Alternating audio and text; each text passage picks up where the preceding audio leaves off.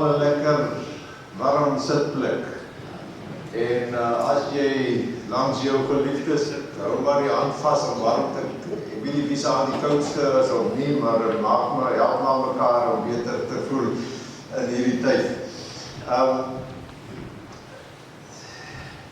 Ek wil graag begin deur ons kers aan te steek, want dit is my vreeslik belangrik ook en vir ons almal belangrik. Dit is simbolies van die lewende lig wat na die wêreld gekom het deur Jesus Christus, ons verlossing. En dit herinner ons daaraan.